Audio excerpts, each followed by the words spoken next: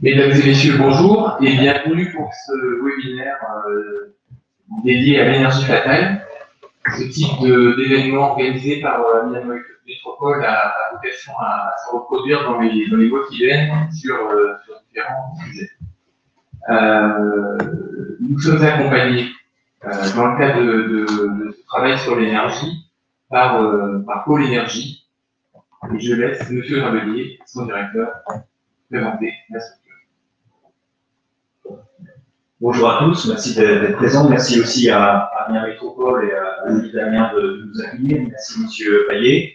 Le Pôle Énergie est un pôle d'excellence régional qui est en charge de l'animation des questions énergétiques sur la région des Hauts-de-France. Nous avons beaucoup travaillé les questions de chaleur fatale, notamment à Dunkerque, mais pas seulement. Et c'est un peu le fruit de ces expériences qu'on voudra essayer de partager avec Amiens Métropole pour que la question de la chaleur fatale soit prise en charge et fasse partie devienne une source d'énergie pour la métropole d'Amiens. Donc voici le programme de la matinée. Monsieur Gess et Madame Fourré vont donc introduire la problématique et les liens avec les actions de la collectivité.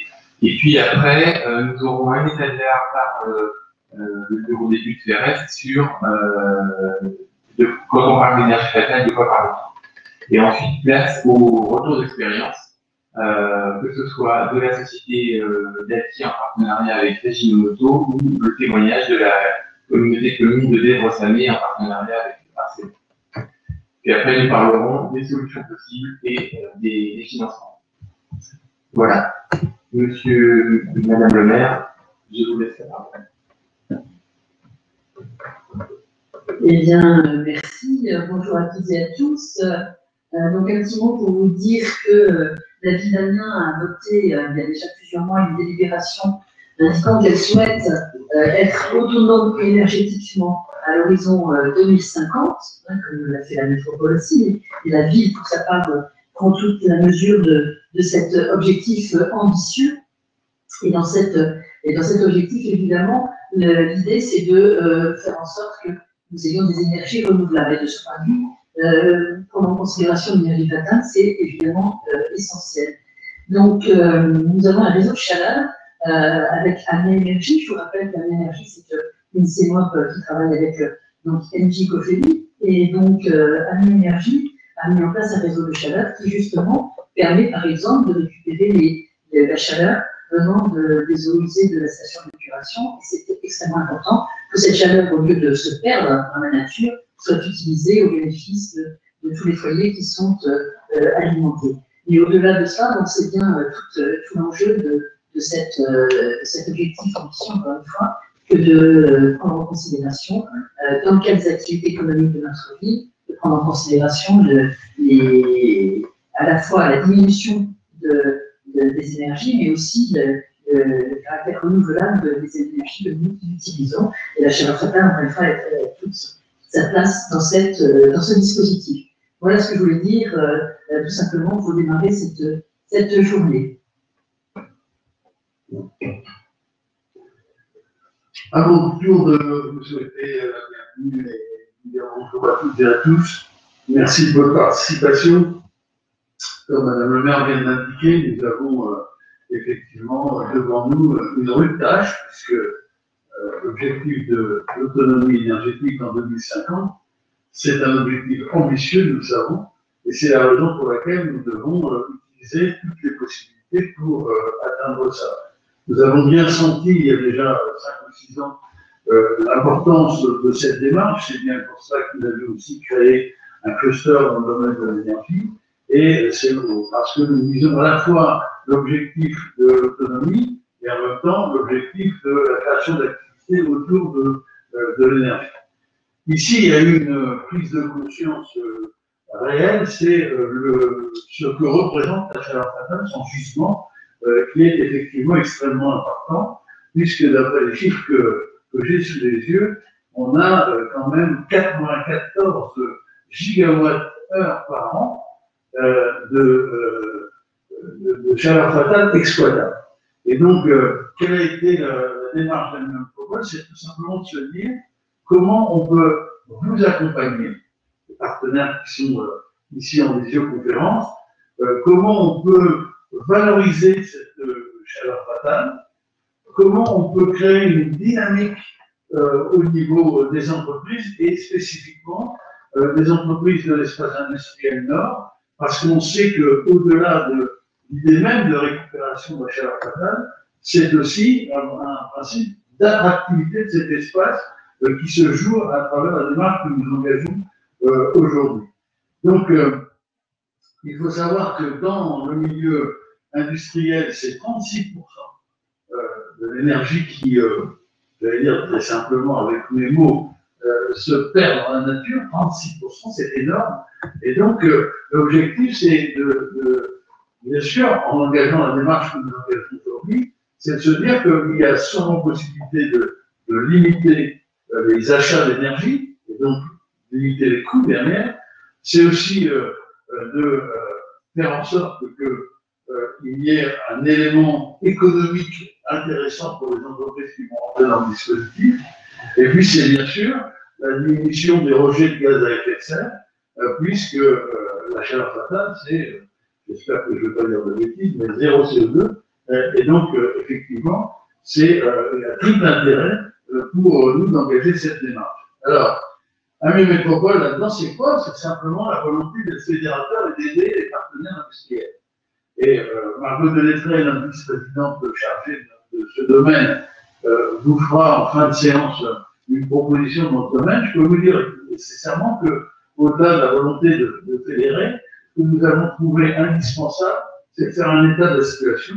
Et cet état de la situation, on vous propose de faire dans le cadre d'une étude que nous avons lancée, une étude pour voir un peu quels sont les flux de matière, quels sont les flux de services que l'on peut mutualiser sur l'espace industriel Nord et peut-être au-delà dans d'autres zones d'activité ensuite. En tout cas, c'est ce travail que nous vous proposons d'être à vos côtés pour peut-être découvrir d'autres sources effectivement d'économie pour vous toutes et tous. Merci de votre partenariat. Merci, Monsieur le Président, merci, Madame le maire. Donc, nous rentrons dans le vif du sujet avec Philippe Ferrest, qui dirige le bureau d'études de Ferrest Énergie, qui est basé à Lille. Et Philippe Ferrest et son équipe a déjà mené des études à Amiens. Alors, on a pensé que la première intervention que nous devions faire, c'était un peu poser le décor. Donc, qu'est-ce que c'est exactement la chaleur fatale? Quels sont les gisements? Quelles sont les manières de valoriser cette chaleur fatale? Donc, Philippe Ferrest, dès que la connexion va se faire.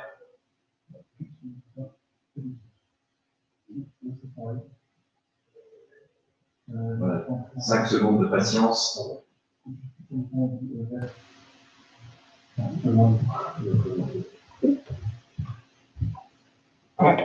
Voilà, donc je laisse la parole à Philippe Ferrest.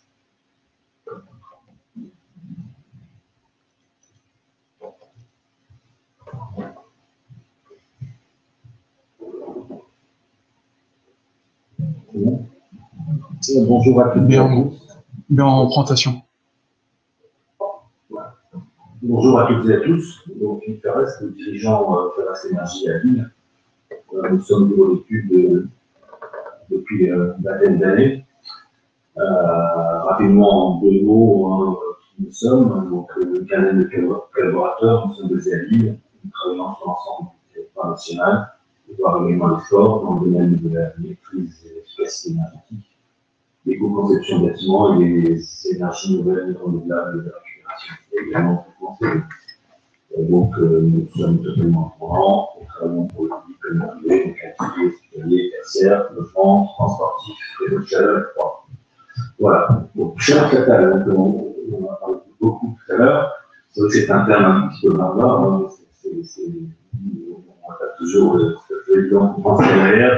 En fait, donc, on peut aussi appeler ça la chaleur de récupération.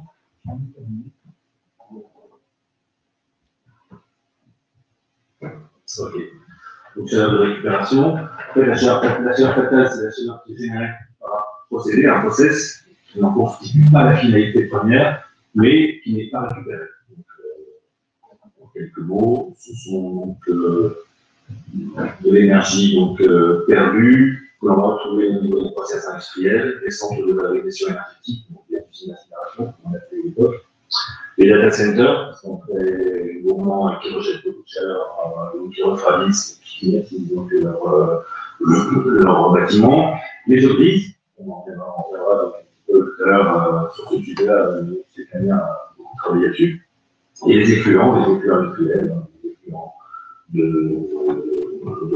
donc gaz et variés. Alors, au niveau des gisements industriels, on va retrouver une secteur de récupération, un secteur perdu au niveau des productions d'air comprimé. Il faut savoir que toutes les usines ont une centrale d'air comprimé, qu'elles soient petites ou énormes. Donc, cela, on aura toujours au moins dans l'industrie de la chaleur de récupération à regarder au niveau de l'air comprimé. Alors, le gros de l'énergie fatale se situe quand même au niveau des UV, des séchoirs, des fours, et pour certains process industriels, donc des gaz pauvres, donc des gaz produits par le process.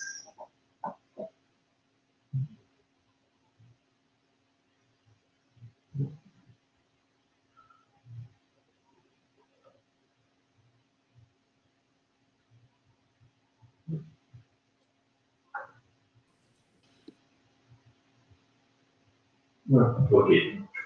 Voilà. Ok.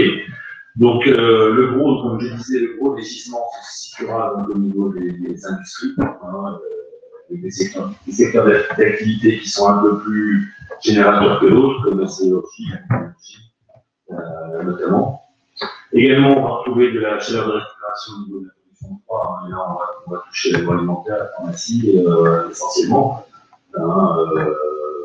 Les data centers, comme on voit derrière, et également sur tout ce qui est circuit de refroidissement, les circuits de refroidissement de process industriels, ou les tours de refroidissement qu'on appelle également les tours aéro-réfrigérants.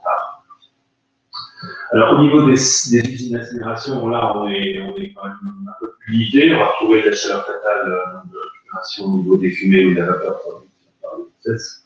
Et puis, également, il y a toujours un système de refroidissement au niveau d'un centre de valorisation énergétique, donc on va également pouvoir récupérer au niveau des circuits de refroidissement, où là on est plus sur de la basse température, alors que au niveau vapeur des fumées, on est sur de la haute température.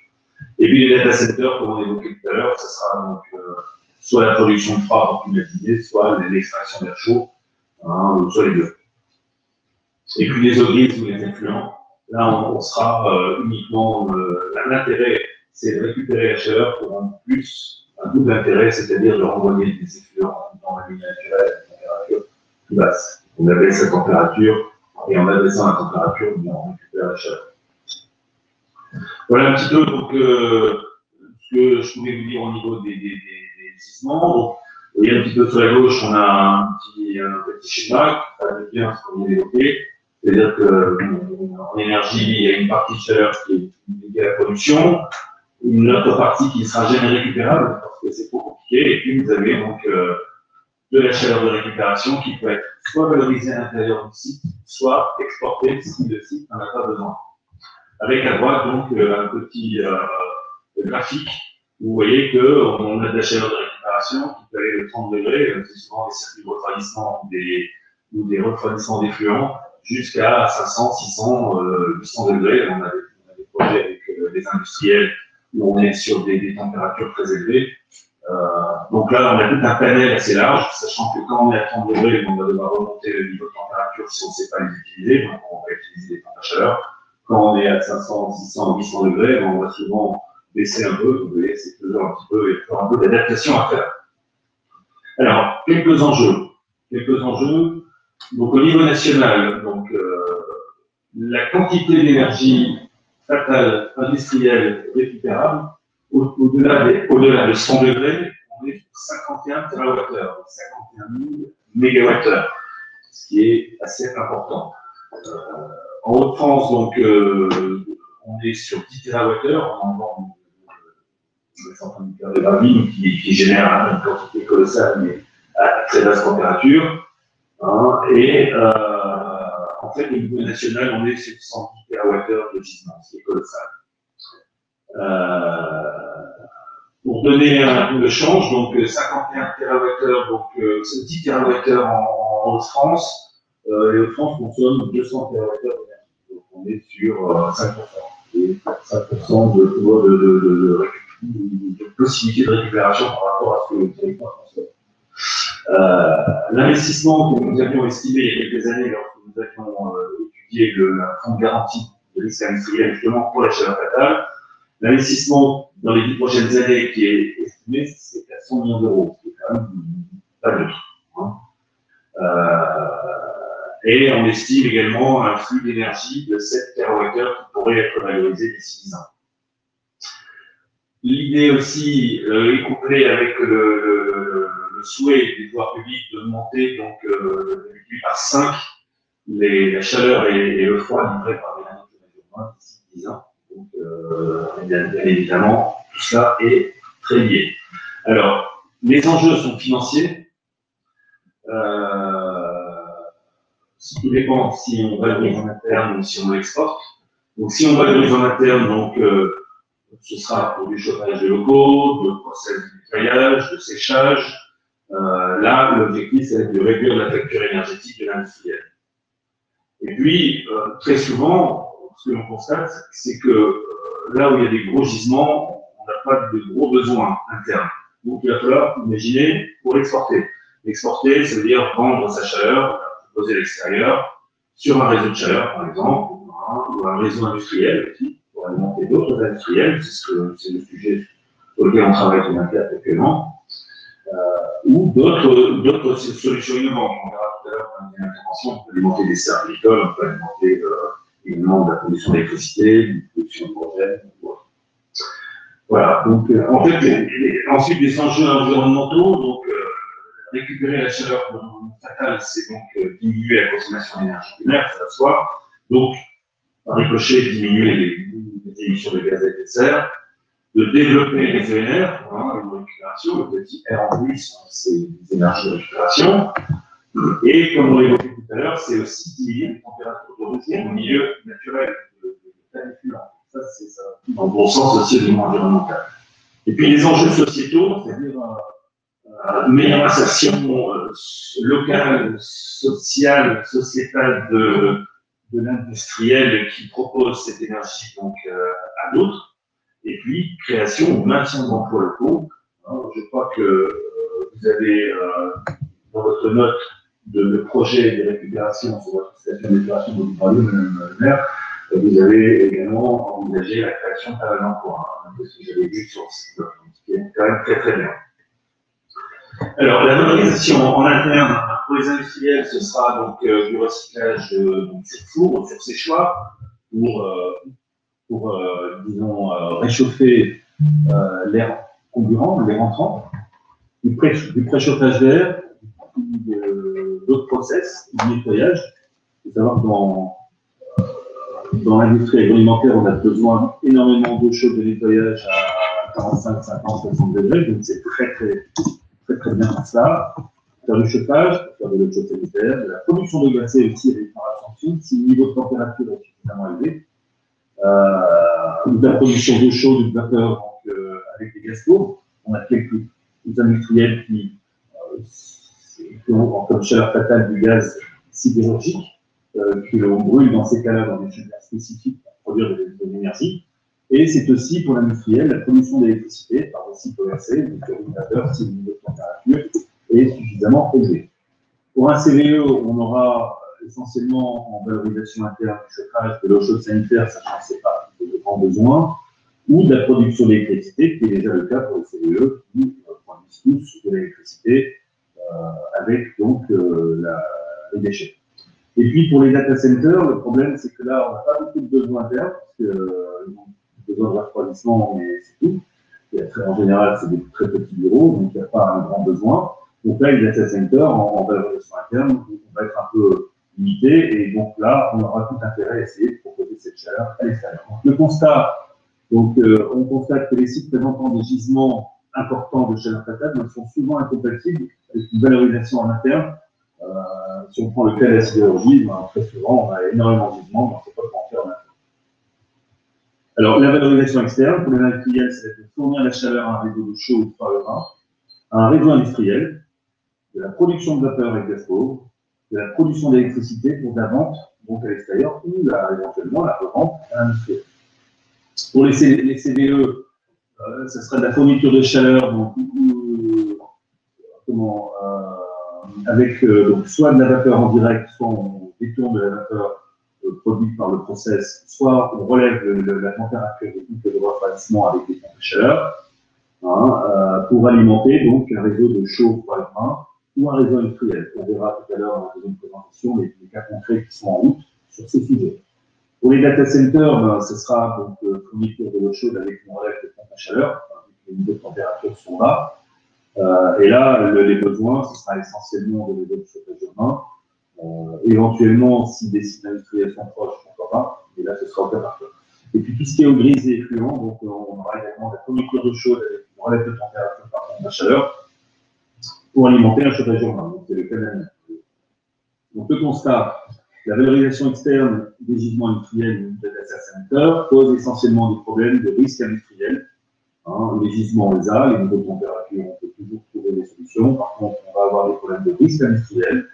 Alors, c'est lié aux intermittents des gisements, qui ne sont pas toujours en phase avec les besoins. Donc, on va envisager des solutions de stockage, par exemple, pour stocker temporairement et pouvoir lisser les gisements, mais aussi d'arrêt d'usine, et aussi de fermeture d'usine. Il ne faut jamais l'oublier, ça peut toujours arriver. Donc là, on est face à un problème qui est plus technique, qui est plus de portage de projet et de risque industriel qui prend le risque. Donc là, c'est un problème majeur lorsqu'on sort de la chaleur fatale d'un site privé.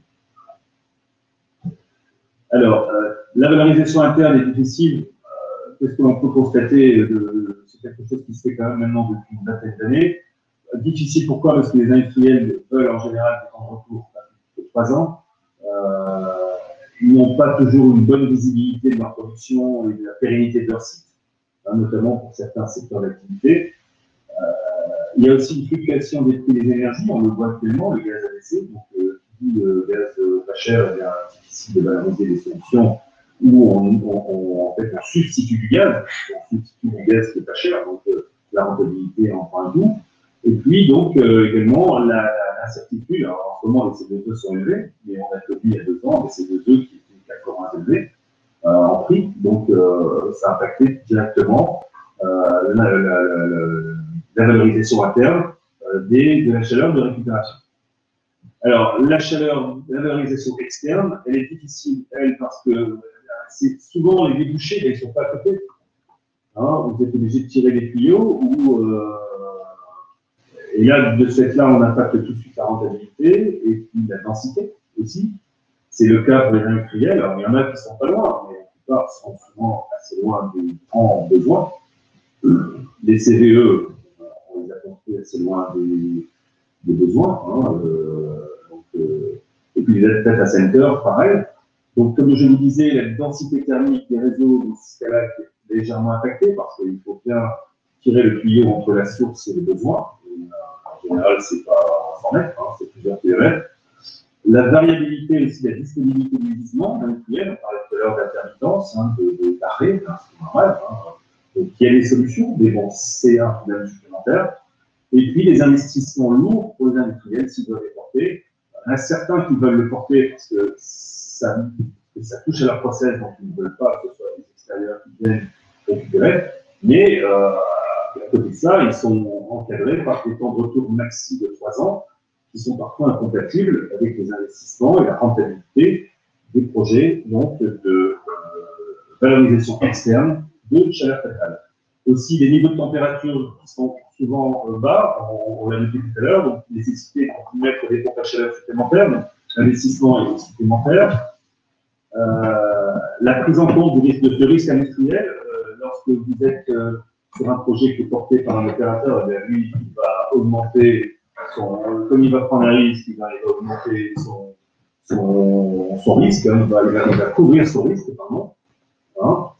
Et puis parfois des subventions qui sont pas suffisantes, elles sont déjà pas mal, mais on a certains projets où ce serait bien qu'il y ait un petit peu de pouce supplémentaire qui soit donné pour que ça puisse basculer.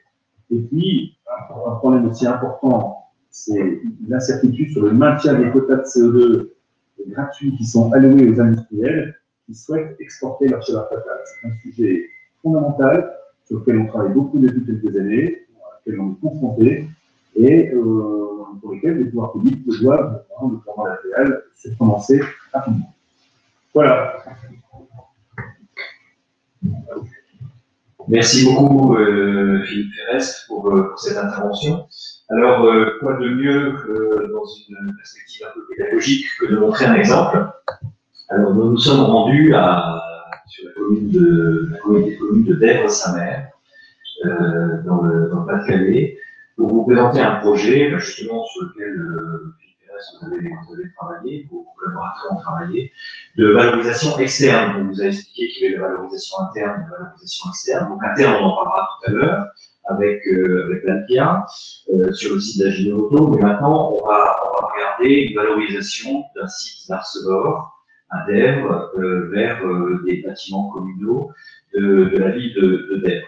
Alors, j'ai envie de dire, peut-être en complément de ce que M. Ferrest a dit, c'est que bien souvent, tous ces projets de valorisation de la chaleur fatale sont des projets pour lesquels il faut de la volonté, mais avec de la volonté et de la persévérance, on y arrive. Et Dèvres, qui est une petite commune, finalement, est un bon exemple d'une success story et qui justifie aussi ce que disait M. le Président tout à l'heure, c'est-à-dire qu'il y a besoin d'un accompagnement parce que c'est vrai que c'est un peu un chemin un peu caillouteux parce que oui, voilà, la chaleur fatale, il faut qu'elle trouve son chemin, j'ai envie de dire.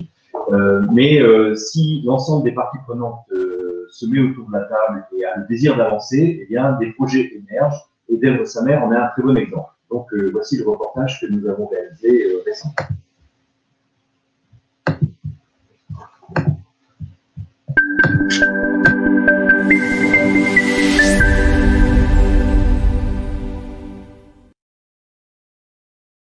Je suis Guy Vassal, directeur général des services de la communauté de communes de Dèvres-Samer, une communauté de communes de 24 000 habitants, 31 communes, 2 bourgs-centres, Dèvres d'un côté, Samer de l'autre, deux communes qui font 5 000 habitants et 4 500 habitants pour la deuxième. Une communauté de communes essentiellement rurale, bien qu'elle possède sur son territoire quelques fleurons d'industrie française, l'usine Bic à Samer, Spécitube, Novandi, usine laitière qui est à Viemoutier, et l'une des usines du groupe ArcelorMittal qui se trouve à Dèvres.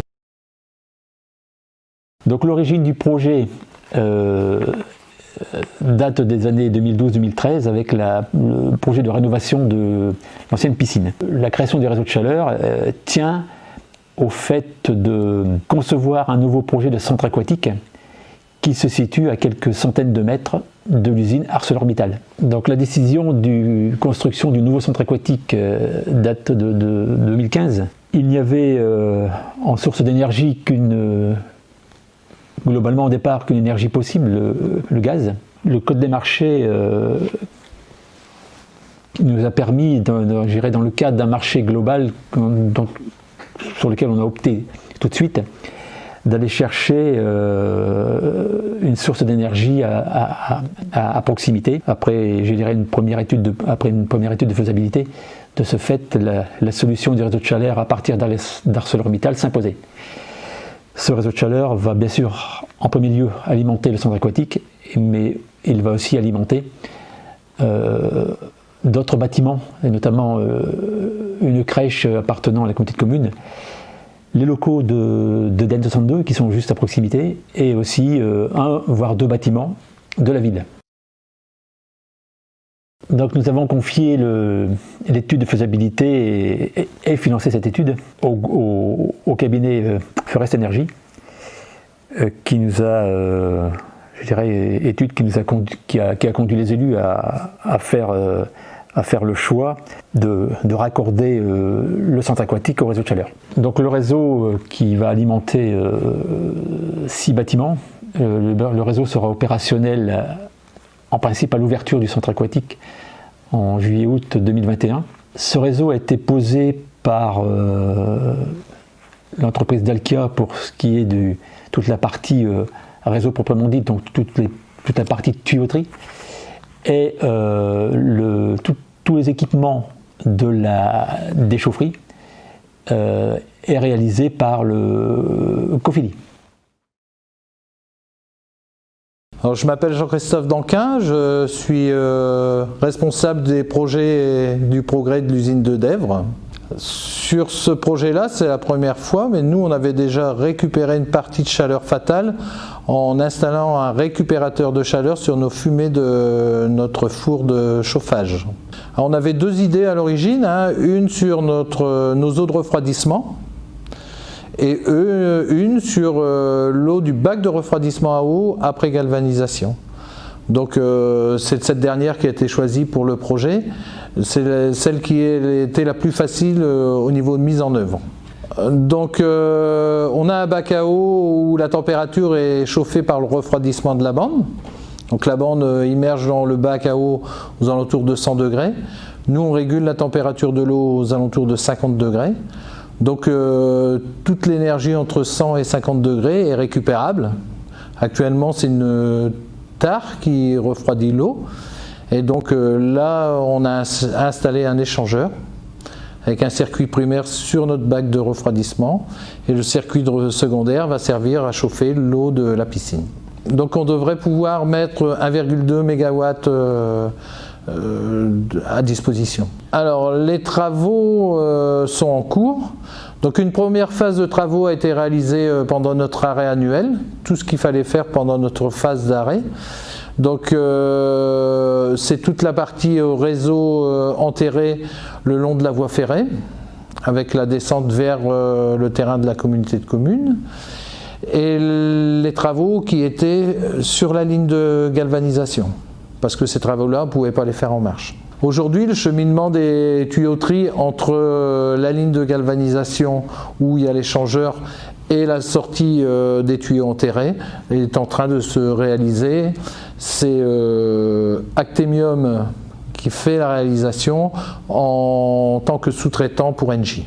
Donc ArcelorMittal a des périodes de fermeture pour sa maintenance et ses congés annuels. Pendant ces périodes, nous avons prévu une chaufferie gaz qui viendra à raison de nos besoins, donc 1300 kW, qui viendra fournir le chauffage de manière à assurer la continuité de fonctionnement du centre aquatique.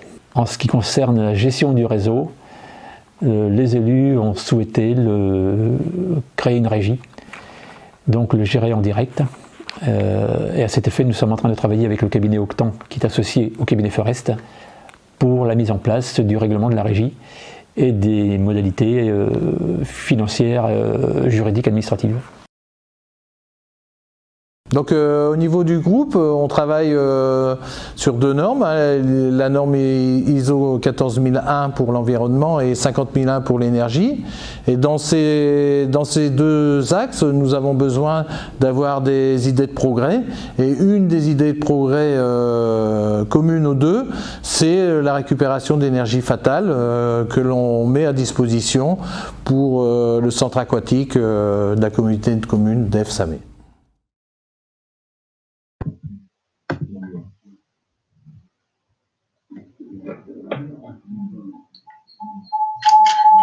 Coupez vos micros, par contre. Voilà un bon exemple d'une valorisation de chaleur fatale par valorisation externe à la commune de Dèvres-Samer. Monsieur le Président me demandait mais combien d'habitants, bien 5000 habitants et un beau projet, un réseau de chaleur qui fait à peu près 1 km, je crois. Donc cela montre que des choses peuvent être réalisées. Alors maintenant, on va regarder une autre manière de valoriser la chaleur fatale en interne, c'est-à-dire au sein d'un même site industriel, comment on peut récupérer de la chaleur pour la réutiliser. Donc c'est un projet qui est à Amiens, sur le site industriel d'Ajinomoto, et c'est Dalkia qui va nous en parler. Alors nous avons deux personnes en duplex, j'ai envie de dire, pour nous parler de ça. Donc Denis Beauvillier, qui est à Lille, et puis Sébastien Delahaye, qui est parmi nous. Donc, je vous laisse la parole. Je ne sais pas lequel des deux va commencer. Alors, monsieur Beauvillier, il arrive.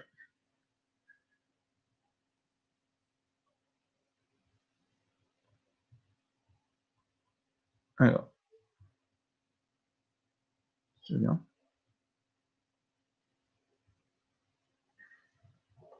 Ah, Monsieur Poblier. Alors, on voit votre présentation. Allez-y. Bonjour à toutes et à tous. Est-ce que vous m'entendez bien? On voit. Et on vous entend. Bon, eh bien, écoutez, je vais commencer par la présentation. Voilà. Donc, je vais vous présenter une expérience que nous avons menée sur le site de Socopic, qui est dans la zone industrielle nord, qui est une installation de production de vapeur et de cogénération, et qui alimente en vapeur le site d'Ajinomoto contigu. Et cette expérience de valorisation d'énergie fatale est basée sur une innovation que nous avons accompagnée, qui s'appelle le TerraOSAVE. Alors, c'est une innovation des Hauts-de-France. L'inventeur est de Lille et elle est fabriquée dans les Hauts-de-France. Et cette innovation, elle est basée sur le principe physique suivant. Il fallait y penser. C'est qu'aujourd'hui, quand on veut échanger directement de la chaleur, en général, on fait passer l'eau dans l'air.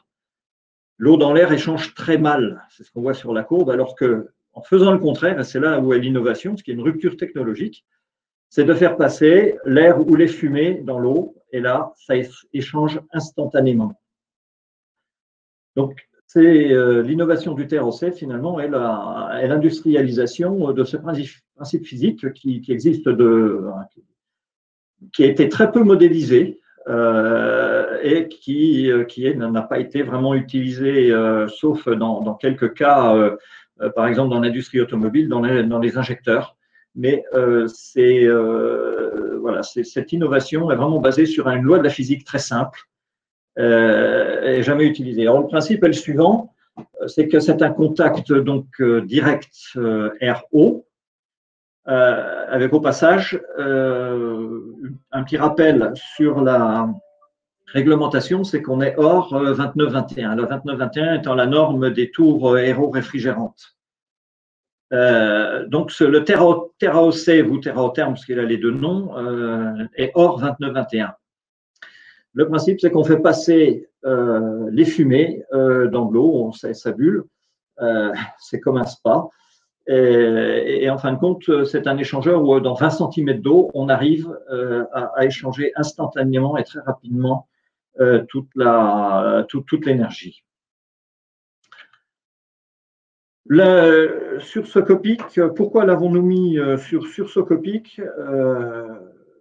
Lorsque nous avions détecté cette innovation, on avait commencé par mettre le TerraOtherm dans des piscines pour déshumidifier. Et c'est vrai qu'au début, quand on nous avait expliqué ou qu'on expliquait que pour déshumidifier l'air, il fallait faire passer l'air dans l'eau, au début, on a trouvé ça un peu bizarre, mais quand on regarde la loi, le diagramme de l'air humide, on comprend très bien que en faisant baisser la température de l'air, on condense et on arrive à assécher. Et c'est le même principe pour les fumées.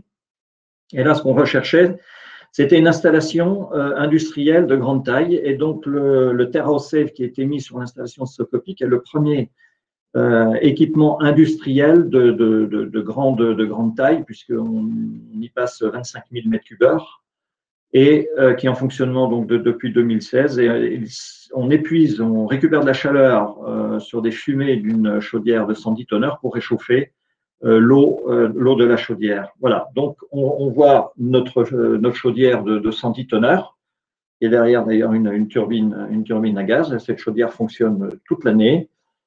Et le TerraOSAVE, finalement, c'est ce petit équipement-là.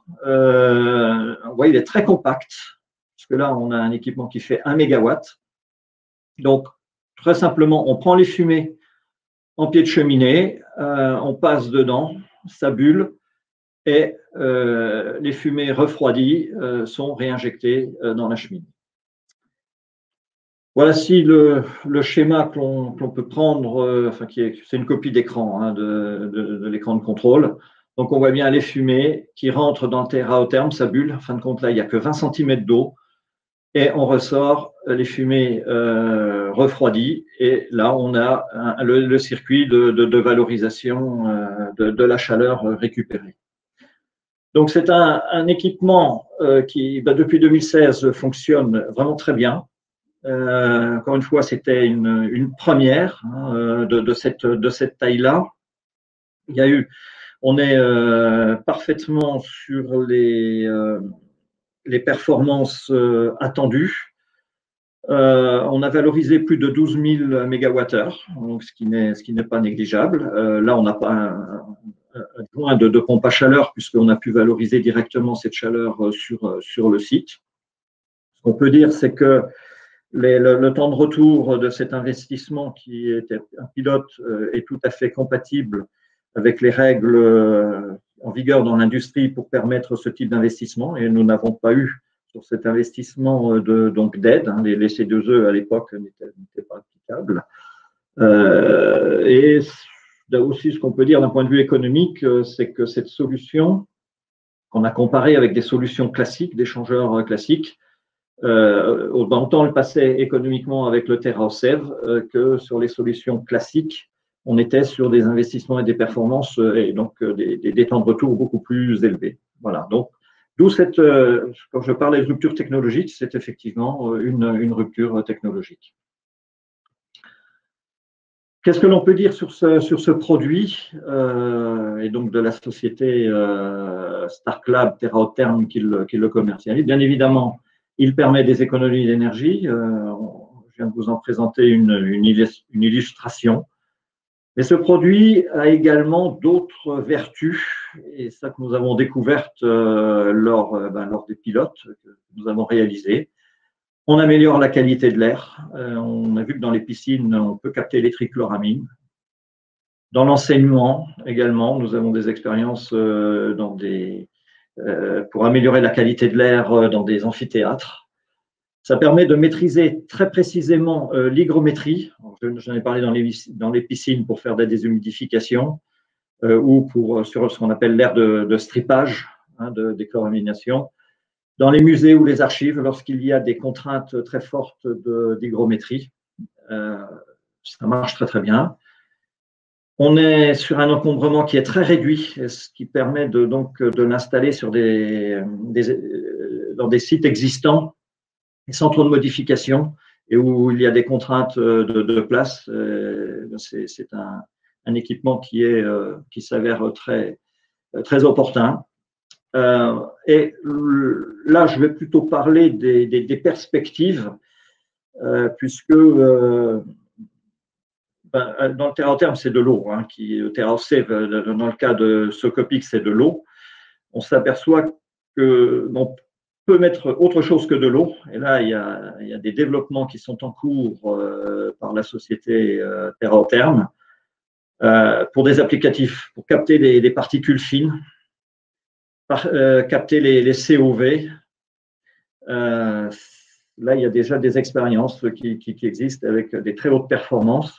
Donc, on voit que tout ce qui est qualité de l'air, épuration de fumée, c'est aussi un autre vecteur de développement et d'autres atouts qu'apporte le TeraOSEV en plus de l'économie d'énergie par la récupération de chaleur et le recyclage de la chaleur. Voilà, une présentation rapide et d'un succès donc d'une société que nous avons accompagnée et qui maintenant vole de ses propres ailes. Je vous remercie.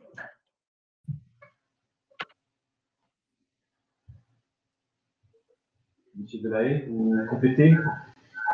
Denis a très bien résumé les avantages du TeraOtherm et donc il met à la disposition des industriels engagés dans l'industrie nord pour essayer de développer plus donc les applications de cet appareil sur différents process. Lorsqu'on ne peut pas récupérer la chaleur pour faire chauffer des vêtements nucléaires, par exemple, donc on peut tout à fait installer une pompe à chaleur pour relever le niveau de température et la mettre à disposition, par exemple, d'une industrie agroalimentaire, notamment pour le lavage. Vous souhaitez rester en parler. Et donc, il y a vraiment toute une multitude d'applications possibles, in situ, chez l'industriel, aussi bien que sur un réseau de chaleur éventuellement. Alors, on l'a déployé également chez Sprintex, à Maurice, un grand client industriel de la région.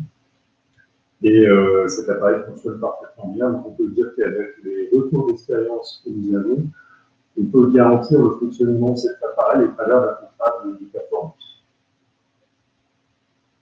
Très bien, merci beaucoup. Alors, on peut aussi dire que TerraOtern, bon, on va sortir de nos sujets, a aussi des applications pour la lutte anti-Covid. TerraOtern a gagné un appel d'offres avec l'armée et le développement de ces installations, enfin, du produit dédié à la lutte anti-Covid, a fait l'objet d'un financement fédéral et Pôle Énergie a aidé TerraOtern à obtenir ce financement. Alors, pour continuer, on va retrouver Philippe Ferrest pour justement détailler, systématiser un peu plus toutes les solutions qui peuvent être mises en œuvre chez un industriel, que ce soit en valorisation interne ou externe, pour valoriser cette chaleur fatale. Donc, Philippe Ferrest, vous avez la parole.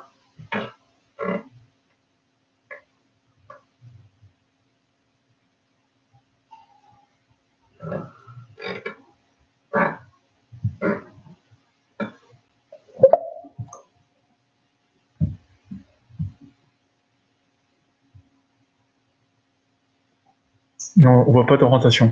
Ok. Alors, donc les solutions techniques donc, de captation de chaleur fatale. Donc, on va commencer par le gisement industriel. Donc tout à l'heure, je vous parlais des gisements les plus importants au niveau des fumées, des séchoirs, des fours. Donc là, on est sur de l'échangeur. Hein. On sera beaucoup sur des échangeurs. On va dérouler la présentation. Donc, on est sur des échangeurs R8 ou RO. R8, si on veut faire derrière de l'électricité, par exemple, ou si on a un process équipé déjà de fluide thermique, par exemple. RO, si on veut faire de la vapeur, hein, surtout si on veut alimenter avec de la chaleur. Alors, au niveau de la production de froid, par contre, là, on est sur des échangeurs un peu spécifiques, parce qu'on se met au niveau de la surchauffe des gros froids. Donc là, on aura des échangeurs frigorigènes, O ou OO, ça dépend du type de froid. Donc, si on commence à aller chercher le frigorigène, on sera sur des échangeurs double pot. On a déjà mis donc, chez certains industriels pour éviter donc, la pollution de l'eau. C'est un risque supplémentaire que l'on prend en général.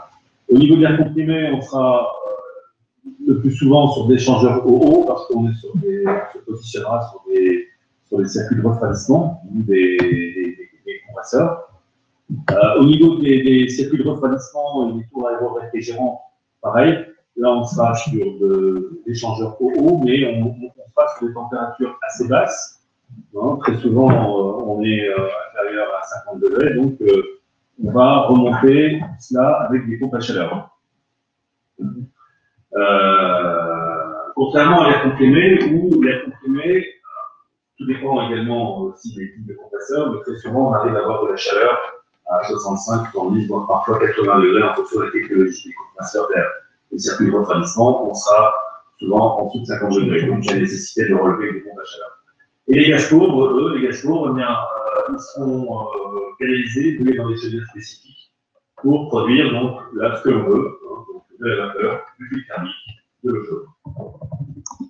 Au niveau des CVE, donc, on va retrouver soit au niveau des fumées, donc des échangeurs air humide ou air vapeur ou air eau, hein, comme on a au niveau du process industriel. Si on détourne le circuit vapeur, donc là, on sera sur des échangeurs vapeur chaude, vapeur, qui dépendra d'ailleurs si on fait un réseau de chaleur industriel. Et puis, pareil, les circuits de refroidissement, on sera sur des échangeurs eau avec une relève de température, vous voulez, sur des niveaux de température toujours assez bas. Ensuite, au niveau des data centers, pareil, la production de froid, on va retrouver ce qu'on avait dans l'industrie, échangeurs sous frigorigène eau ou OO, tout dépend de la technologie. Et au niveau d'extraction d'air, on sera sur de l'échangeur air-eau avec une relève vu que les niveaux de température également ne sont pas très élevés. Et on termine par les eaux grises, les effluents, où là, bien évidemment, les effluents sont en général maximum à 30 degrés, hein, voire moins, parfois plus, mais c'est quand même encore, ça devient de plus en plus rare. Et là, l'idée, c'est de faire tout à fait bien en métropole d'ailleurs, hein, c'est de baisser ces effluents à 6 degrés pour les renvoyer dans le milieu naturel, ce qui ne perturbe absolument pas.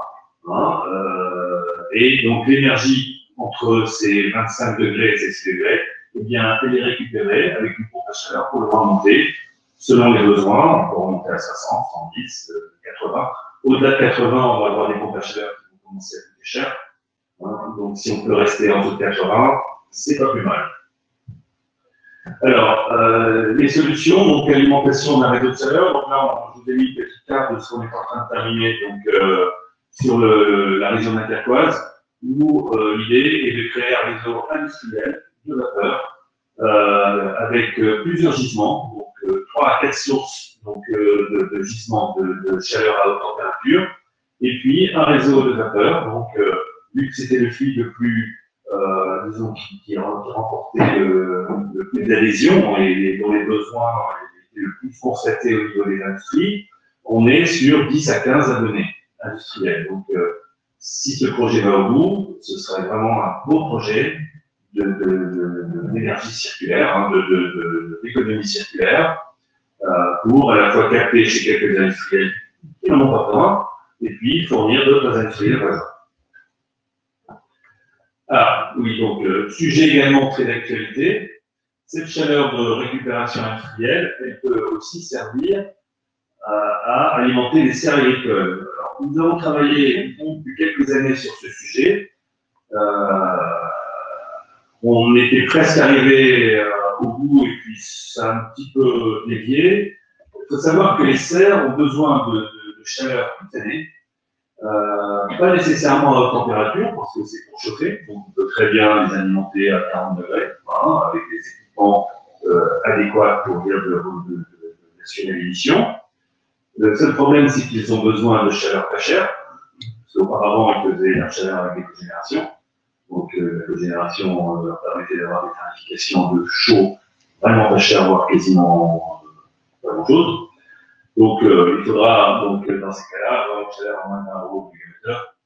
Et également, il faut savoir autre chose, c'est que les serres ont besoin de CO2. Donc, l'idée de fournir de la chaleur de récupération des sites industriels qui lui aussi émet des CO2, vous voyez tout de suite l'intérêt, l'idée, c'est de pouvoir avoir une double fourniture en traitant le CO2 industriel et en alimentant aussi, toute l'année, là aussi, la serre agricole en CO2 pour la photosynthèse. D'où l'intérêt que les séristes avaient d'utiliser les cogénérations, c'est qu'ils faisaient à la fois de la chaleur et du gaz de combustion contenant du CO2. Donc c'était bénéfice pour eux. Voilà. Ensuite, les solutions. Alors, lorsque les sites industriels qui génèrent des températures, la chaleur fatale à des températures supérieures, on va dire, à 180-200 degrés, on peut imaginer la production d'électricité, hein, plutôt que de tirer des tuyaux de kilomètres de kilomètres, de dizaines de kilomètres et avoir un problème de rentabilité et de densité, c'est de produire de l'électricité locale avec, donc, soit des cycles ERC, ou si la température de la chaleur de récupération est supérieure à 300 degrés, on peut éventuellement thermiser avec chlorine vapeur, comme faisaient les sucriers ou les papetiers à l'époque. Et donc, pour que cette électricité soit réinjectée sur le site industriel. Cette électricité peut aussi servir à produire de l'hydrogène. C'est aussi un débouché supplémentaire. Bien évidemment, il faudra de l'électricité verte, hein, il vaut mieux quand même produire de l'hydrogène et de l'électricité verte si c'est possible. Et donc, si un cycle ERC ou une turbine vapeur est installé sur un gisement de chaleur fatale à haute température, eh bien, on pourra éventuellement positionner une production d'hydrogène, un électrolyseur, pour produire de l'hydrogène qui peut servir donc les besoins industriels, hein, peut-être que l'industriel en question a des besoins d'hydrogène dans son process, ou alors pour alimenter des sections de fourniture d'hydrogène véhicule, hein, pour des transports, par exemple, hein, qui est actuellement dans les tuyaux. Alors, autre chose également qu'on a déjà utilisé,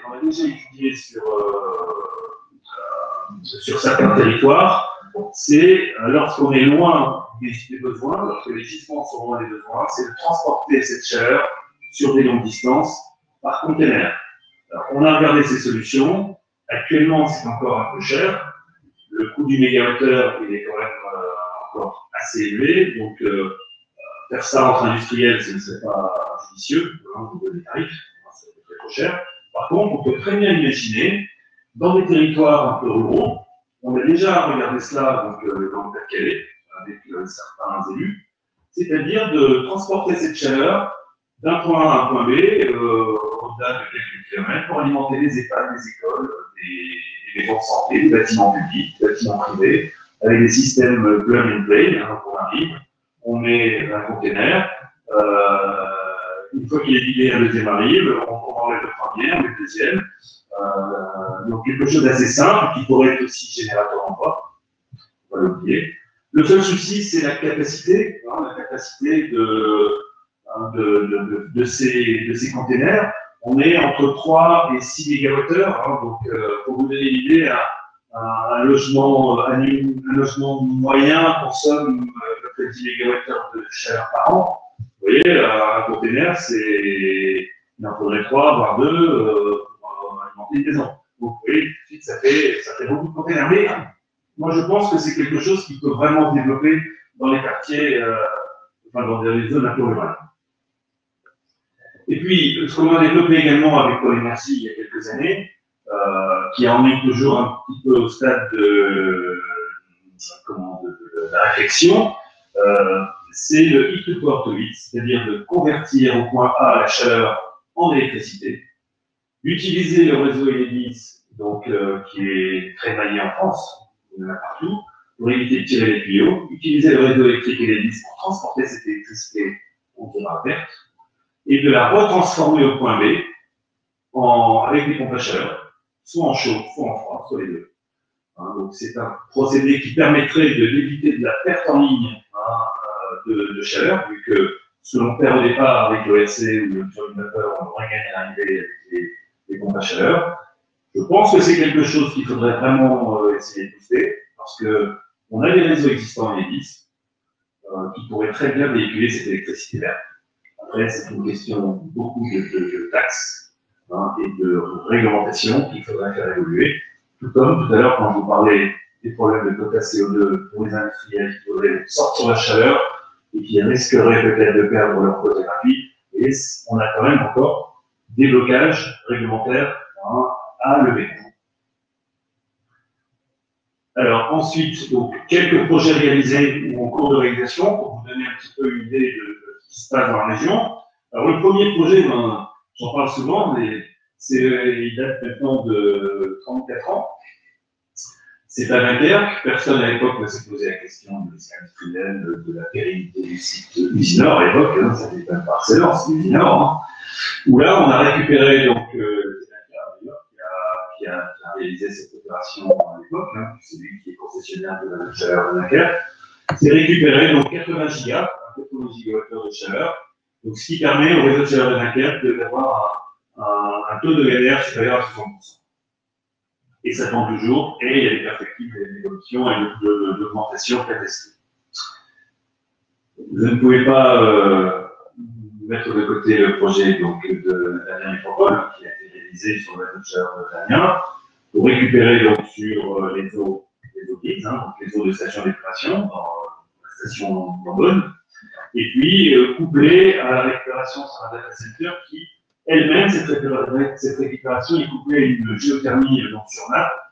Donc, c'est un bon projet qui permet donc de valoriser donc, pour la partie station d'épuration, comme M. le Président l'évoquait tout à l'heure, à peu près 93 gigawattheures par an, ce qui est quand même assez important. Et tout à l'heure, on parlait de 80 gigas pour Arcelor. Non, mais c'est 93, c'est quand même pas mal, c'est une belle quantité. Et puis, auquel viennent s'ajouter 12 gigas ici du data center et de la géothermie. Donc, on est sur presque 110 gigas.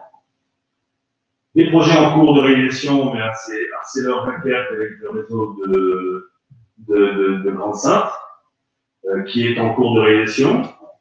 Là, c'est donc 25 gigawattheures de chaleur donc, qui est valorisé. Le réseau va être à 95% en chaleur fatale. L'usine d'aspiration de CBE d'Aloin, l'autoroute de la chaleur sur la métropole lilloise est en cours de réalisation, qui a d'ailleurs beaucoup pénalisé les habitants à une certaine époque, où là, on va, c'est un très très gros investissement, où on va aller chercher enfin, je dirais, parce que ça fait plus de 20 ans que l'usine d'aspiration d'Aloin crache de la chaleur comme ça toute l'année dehors, on va enfin aller chercher cette énergie pour alimenter les 6 réseaux de chaleur de la métropole. Donc ensuite, donc je ne vais pas revenir sur le projet de DER, on vient d'en parler, donc nous sommes en train de finir les travaux. Il y a également des travaux qui sont en cours, qui sont même terminés, le réseau est en cours, c'est l'usine d'incinération de Maubeuge pour alimenter le nouveau réseau de chaleur de Maubeuge, donc pour livrer 44 gigas, donc qui va permettre au réseau de chaleur de Maubeuge de disposer d'un taux de NR de plus de 80%. Le projet également qui est en phase de finalisation pour le CBE d'art pour alimenter un industriel qui est la cartonnerie de Wardrey pour les Saint-Omer, où là donc c'est totalement privé, un réseau privé qui longe le canal. Et puis on a également le CBE de Boucher-Mine qui va alimenter le réseau de chaleur de Bénin, qui est en cours de finalisation, où là on récupère sur les circuits de refroidissement, donc avec des pompes à chaleur pour relever les niveaux de température. On a également le nœud industriel, le nœud énergétique pour le réseau de chaleur de Dunkerque avec l'industriel d'Audouy, qui va fournir donc de la chaleur avec ses chaudières biomasse, à l'huile animale. Et puis donc le CBE d'Adobrière devrait aussi alimenter le réseau de chaleur de Béthune, en complément également de gaz vert, du gaz énorme, pour alimenter donc le réseau de chaleur de Béthune. Voilà, ça vous donne un petit panorama. Donc il y a d'autres aussi projets en vrai carton. J'en ai pas parlé parce qu'on avait un délai à respecter, un cahier à respecter. Alors, sachez que si vous avez besoin d'informations, vous pouvez revenir. Merci beaucoup Philippe Ferrest pour cette présentation très, très exhaustive. Alors on va avancer dans notre webinaire pour aborder la question, je ne sais pas s'il faut parler comme ça, mais un peu le nerf de la guerre, c'est la question des financements, puisque en fait, effectivement, pour valoriser la chaleur fatale, la récupérer, il faut investir, ces investissements peuvent être lourds. Alors, une manière de faire, ça peut être de décider de confier l'opération à l'opérateur. Certains ont parlé aujourd'hui, il y a Dalkia, il y a NJ Cofeli avec ce qu'ils ont fait à Amiens, il y a IDEX, je sais qu'ils sont présents dans le webinaire, mais puis il y en a avoir d'autres. Donc ça peut être une manière de faire parce qu'ils ont une expertise pour justement mutualiser les risques et ils ont peut-être aussi ce savoir-faire pour porter les risques de projets industriels et trouver des financements. Il n'empêche qu'on peut aussi regarder les différentes sources de financement, elles sont nombreuses. Je vais les passer en revue rapidement, non pas peut-être pour être exhaustif, la documentation que l'on présente là vous sera distribuée, mais pour en donner peut-être quelques épures générales pour un peu structurer le débat, parce que finalement il y a beaucoup de choses qui existent et c'est pas toujours facile de s'y retrouver. Alors, en introduction à cette présentation, je dirais que sur la période 2014-2020, qui correspond à des plans de l'État face à des manières de structurer notamment les C2E, mais aussi les fonds chaleur. Et bien sur cette période 2014-2020, il y a eu 140 millions d'euros investis sur des projets de chaleur fatale qui se découpent pour l'ADEME en 30 millions et le FEDER 1 million. Donc, vous voyez un effet de levier, vous voyez qu'à partir de ces 50 millions, ces 140 millions qui ont pu être investis. Alors, bien sûr, la première brique de ces sources de financement, c'est le fonds chaleur. Le fonds chaleur de l'ADEME, qui s'est considérablement élargi au fil des années. Aujourd'hui, c'est des sommes considérables qui peuvent être mises à disposition. Que vient-elle financer? énormément d'installations de valorisation de chaleur fatale. On avait la liste ici, captage de chaleur sur un procédé unitaire, remontée de niveau thermique, production de froid, stockage, transport, distribution, valorisation de chaleur pour une valorisation qu'elle soit interne ou externe. Vous pourrez regarder plus en détail ce catalogue. Ce qui est important de prendre en considération, c'est que le fonds chaleur financera toujours des récupérations qui ne seront pas valorisées sur la même unité de production, sur le même procédé unitaire. Il va falloir, on pourra récupérer la chaleur pour l'utiliser sur un autre procédé, sur une ligne de production voisine, mais pas sur la même production. Ça s'appelle de l'efficacité énergétique et ça n'est plus de la valorisation de chaleur totale. Seront également exclus la production d'énergie mécanique et donc la production électrique. Sont visés ici ce qu'on appelle les ORC, c'est-à-dire les machines qui travaillent avec le cycle de Rankine, qui vont utiliser la chaleur fatale pour produire de l'électricité. Philippe en a parlé tout à l'heure en parlant du Power to It, mais les C2E se sont largement ouverts à ce type de financement depuis. Les cogénérations sont non éligibles d'une manière générale lorsqu'elles utilisent l'énergie fossile, mais il y a des exceptions, je vous invite à regarder ça en détail. D'autres conditions, bien sûr, s'appliquent au fonds chaleur. C'est une étude énergétique préalable de moins de 2 ans qui est obligatoire, un diagnostic ou une étude de faisabilité. Et ce qu'il faut aussi voir, c'est que tous les sites qui sont soumis au système des communautaires d'échange des quotas d'émissions sont éligibles au soutien par le fonds chaleur. Voilà, donc c'est ce qu'on appelle les sites PNFU, c'est-à-dire qui sont inscrits au plan national d'affectation des quotas d'émissions, émissions gaz à effet de serre, carbone, bien sûr. Alors, quels sont les taux d'aide? Alors, il faut avoir en tête deux principes, c'est que les études sont largement aidées. Généralement, c'est 50%. Il peut y avoir un bonus de 10%, donc ça fera 60 pour les ETI, et un bonus de 20% pour des PME. Donc ça fera 70. Donc on peut payer les études à 70%. Ça nous est arrivé d'aider, par exemple, de proposer ce genre d'aide à une imprimerie qui dans un processus d'impression a beaucoup de chaleur fatale et peut décider d'utiliser la chaleur pour regarder quoi faire de cette chaleur fatale, comment la récupérer, etc. Pour les investissements, il y a des niveaux d'aide qui vous sont résumés dans le tableau que vous voyez à l'écran. D'une manière générale, c'est 30, 40, 50, avec toujours cette même graduation, 30 pour les grandes entreprises, 40 pour les entreprises type ETI et 50 pour les petites entreprises. Voilà. Donc là, c'est le fonds chaleur. On a également, dans le cadre du plan de relance, ce qu'on appelle le guichet de soutien, qui est, alors c'est quelque chose qu'on connaît beaucoup moins, mais évidemment, parce que ça a été mis en place dans le cadre du plan de relance, c'est l'agence de service des paiements qui gère cela, donc vous trouverez ça sur Internet. Donc là, l'idée, c'est de subventionner des équipements sur une liste prédéterminée, pour des montants inférieurs à 3 millions d'euros, qui vont tous aider à l'amélioration de l'efficacité énergétique. Donc les équipements sont répertoriés en 3 grandes familles. Il y a au total 18 catégories. Elles vous sont précisées dans les points qui sont ici sur la slide.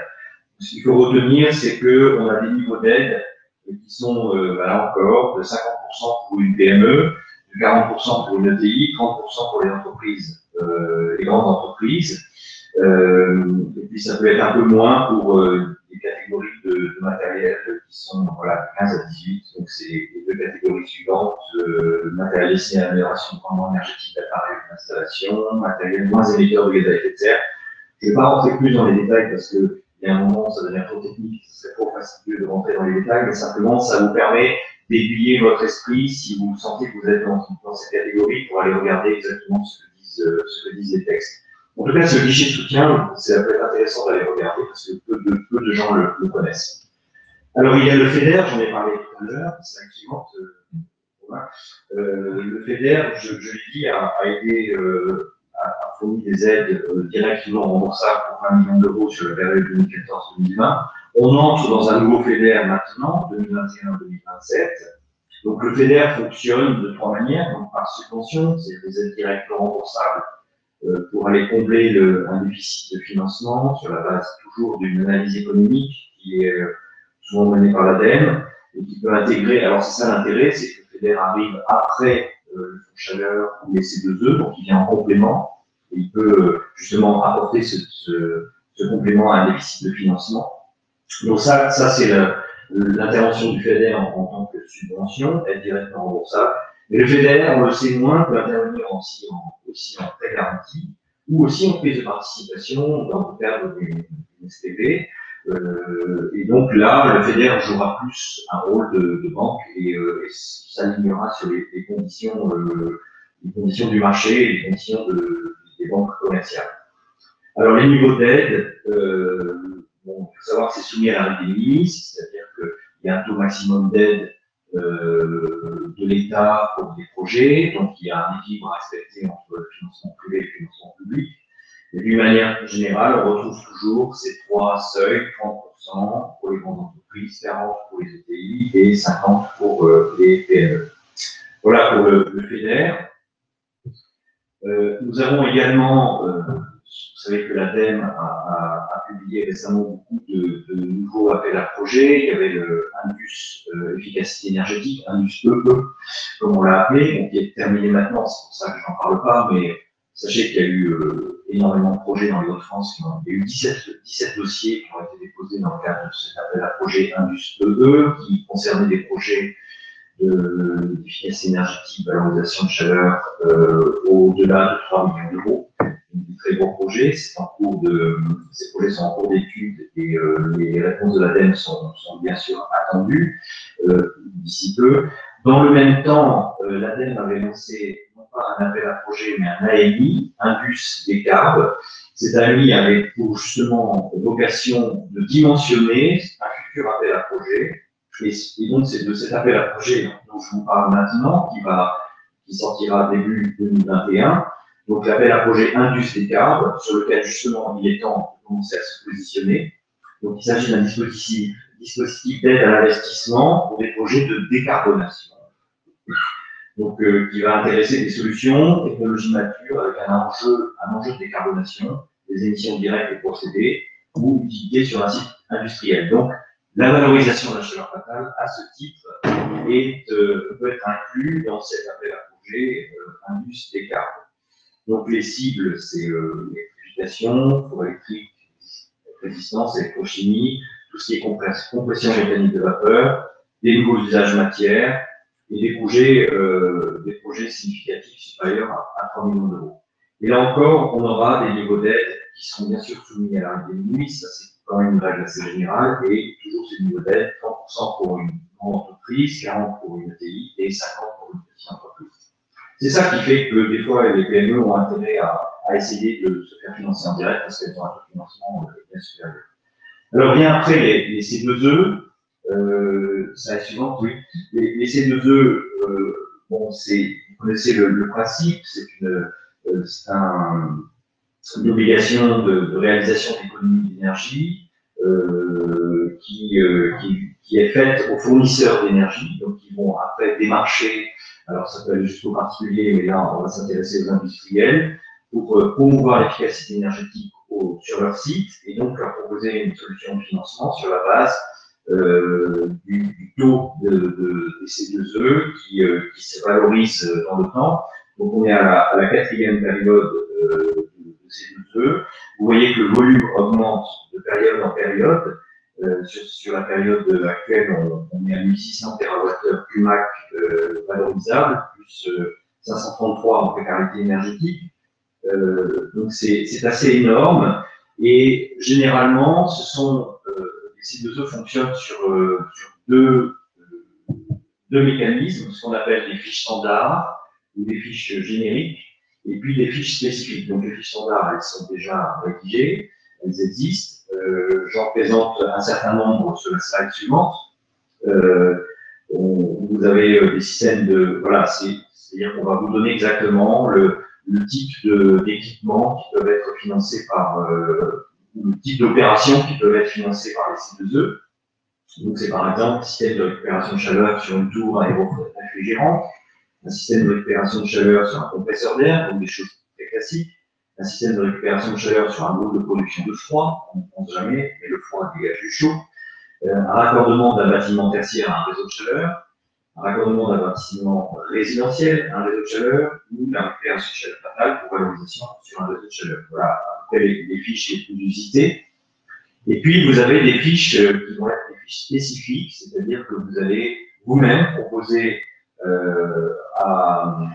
au ministère et à ses services une modalité particulière de valorisation de la chaleur fatale, ou une modalité particulière d'efficacité énergétique, et vous allez demander à être un ayant droit au financement par les C2E.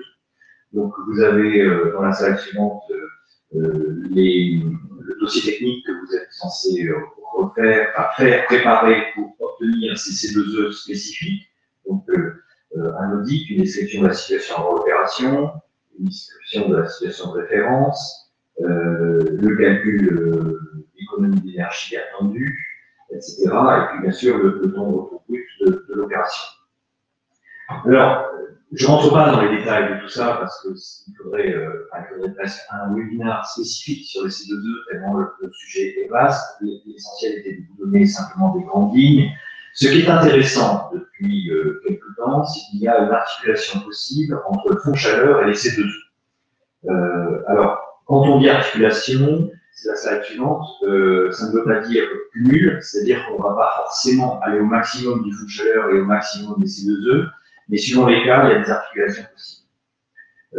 Donc, le principe d'articulation concernera toujours des projets qui sont soumis à une analyse économique de l'ADEME. Ça, c'est un point important. Donc, cela veut dire que si vous voulez bénéficier d'une idée d'articulation, profiter des deux financements, il faut à tout prix déposer vos dossiers en même temps et ne pas réclamer après coup, parce que dans ce cas-là, l'articulation ne pourra pas se faire. Alors, ce qu'il y a de sûr, c'est que les projets aidés par le fonds de chaleur sur une base forfaitaire ne peuvent pas ouvrir droit à la délivrance de ces deux. Ça, c'est un point aussi acquis. Donc, on va voir lesquels.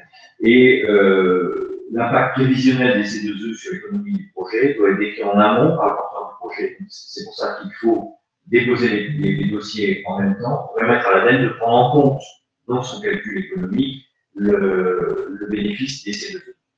Alors, on a différents cas.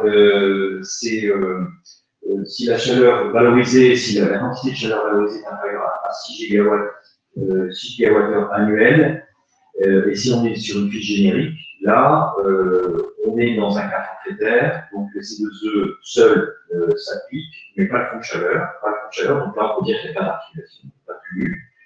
En revanche, si on reste inférieur à 6 gigawattheures, on est sur une fiche spécifique, on pourra bénéficier des fonds de chaleur en fonction du meilleur gain pour l'investisseur. C'est-à-dire qu'on aura une comparaison, quel est le dispositif entre C2E et le fonds de chaleur qui est le plus avantageux, et c'est celui-là qui sera octroyé à l'investisseur. Alors avec une exception pour les PAC et les systèmes à absorption qui, eux, bénéficient d'articulation.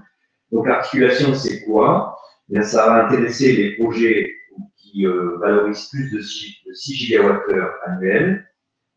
Et donc là, on pourra cumuler, mais pas maxi des deux côtés. On pourra cumuler, mais simplement on intégrera dans le calcul du fonds chaleur le bénéfice des C2E, mais à un tarif intéressant. Voilà. C'est ça qu'il faut retenir. C'est que les C2E, du coup, pourront intervenir à un tarif intéressant dans le calcul du fonds chaleur. Voilà. Donc, ces articulations existent. Alors, je vous ai mis un résumé à la fin qui vous compare rapidement ces cinq procédés, ces cinq mécanismes de financement. Donc, vous avez les C2E, vous pouvez les valoriser sur, vous pouvez les valoriser sur le même procédé, grâce aux fiches spécifiques. Vous pouvez aussi valoriser hors procédé, donc grâce aux fiches spécifiques ou aux fiches génériques. Taille du projet, il n'y a pas de taille minimum.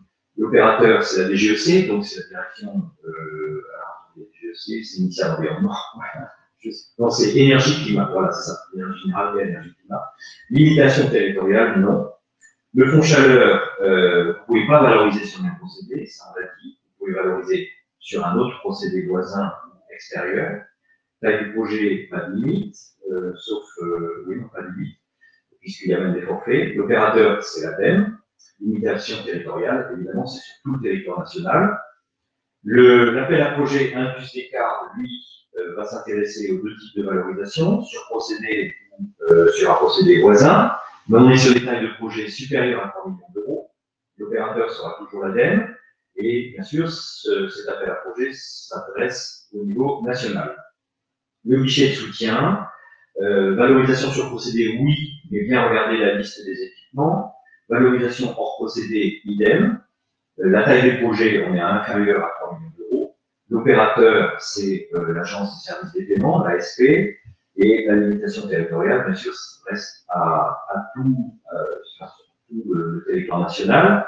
Et enfin, le FEDER vient toujours en complément. C'est le dernier inscrit sur la liste. Il vient en complément des autres dispositifs. Et lui, c'est un dispositif qui est régional. Voilà. Alors, on aurait pu ajouter la BPI. Bon, je n'ai pas voulu non plus être trop exhaustif. La BPI, bien souvent, a des mécanismes qui peuvent s'apparenter à ceux de l'ADEME, mais pour des montants inférieurs. C'est-à-dire que vous avez, sur l'indus efficace énergétique, vous avez le même dispositif, mais pour des montants inférieurs à 3 millions d'euros. Et ce sera pareil pour l'indus Descartes. Voilà, la panoplie est large, d'où aussi le besoin parfois d'être accompagné. Donc, ça peut être les bureaux d'études, ça peut être les opérateurs énergétiques eux-mêmes, ça peut être des structures comme la nôtre qui peuvent aider aussi parfois à se retrouver dans la forêt de projets et à commencer à préparer les dossiers si vous voulez vous en occuper par vous-même. Voilà. Je crois qu'on arrive à une phase un peu conclusive de nos échanges. Donc, je laisse la parole à Yannick Payet, qui est directeur de l'environnement, à la direction environnement à Mulhouse. L'ingénieur énergie, ça sera déjà très très bien. Je remercie monsieur Gravellier. Donc je vais passer la parole à Margot Delesprit pour la conclusion. Peut-être juste quelques mots. Je voudrais rendre hommage à l'honnêteté intellectuelle de M. Ferrez, qui a dit effectivement il y a un certain nombre de complexités à dépasser pour mettre en place ce type de projet de valorisation d'énergie fatale, mais en même temps, il nous a donné un certain nombre d'exemples qui font que c'est pas ça qui empêche la réalisation des projets. Et je voulais quand même insister là-dessus. Et quand on entend la masse de financement possible de tout type, il y a quand même une opportunité, y compris une opportunité calendaire, parce qu'il y a une partie de financement qui vient du plan de relance, qu'il faut probablement saisir, et c'est un peu le sens de la proposition que va faire Margot Delesprit. Je lui passe la parole.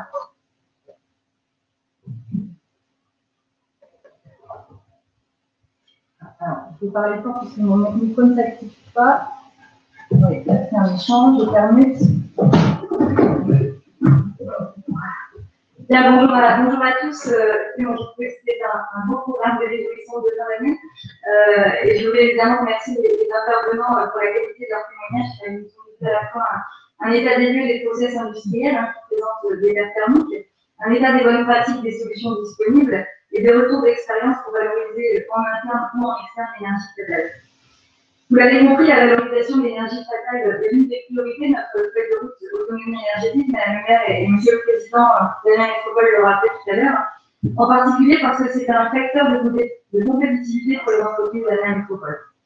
En cela, Adrien Métropole a bien conscience et doit jouer sur plusieurs tableaux, à la fois chercher à attirer de nouvelles entreprises, favoriser un développement endogène en permettant les liens entre les entreprises et la recherche, et aussi conforter les performances économiques des entreprises déjà présentes. Aussi, je tiens à souligner, et le président Jett l'a fait également tout à l'heure, le rôle et les possibilités d'Adrien Cluster, et particulièrement Energaia, en matière de sourcing, de solutions techniques et innovantes, car il en existe une grande diversité. Selon les secteurs d'activité de l'industrie, l'énergie représente entre 3 et 20% des coûts de production, avec moins de la moitié en chaleur utile. Et récupérer ou valoriser 10% de l'énergie fatale, c'est donc augmenter les marges ou se donner des capacités d'investissement supplémentaires. Que ce soit pour une valorisation en interne, pour répondre à des besoins de chaleur propre à votre entreprise, ou ou bien pour une valorisation en externe, pour répondre à des besoins de chaleur d'autres entreprises ou plus largement du territoire via un réseau de chaleur, il y a, et on le précisait tout à l'heure, une première étape nécessaire de connaissance du gisement de chaleur fatale disponible. Nous considérons que c'est à nous, collectivités capables de fédérer les acteurs, de réaliser ce travail d'inventaire et de caractérisation du gisement. Les données internes sont en effet sensibles et nous voulons agir en tiers de confiance entre industriels avec les énergéticiens et les financeurs, tout en garantissant la globalisation de nos données. Nous vous proposons donc de conduire, de piloter une étude qui aurait pour objectif de recenser toutes les sources de chaleur fatale pouvant être valorisées dans une approche permettant d'affiner les sources selon leur potentiel et leurs caractéristiques, d'évaluer le potentiel local de valorisation en interne à proximité dans un réseau de chaleur, et de proposer une stratégie d'action en tenant compte des freins identifiés lors de la phase 2. Évidemment, ce travail que nous voulons engager et qui est nécessaire d'engager pour notre territoire ne peut être que si vous acceptez d'y participer. Nous avons besoin de vous pour nous aider à construire le cahier des charges de cette étude. Nous avons besoin de vous pour atteindre des objectifs ambitieux d'énergie renouvelable ô combien nécessaires pour atténuer les effets de réchauffement climatique. Et pour être très concrète et rester dans la dynamique enclenchée ce matin, dès le mois prochain, en janvier 2021, nous vous proposerons une réunion de travail afin de réunir les participants de ce webinaire, mais aussi les absents, puisque certaines entreprises ont pu joindre à nous ce matin, fixer un calendrier et puis valider ensemble le contenu de cette étude. Voilà, donc on va contact avec vous. Je remercie la technique d'avoir permis la réalisation de ce webinaire dans de bonnes conditions. Et je vous remercie à nouveau pour votre participation à tous et je vous dis à bientôt pour la prochaine étape de ces démarches. Merci.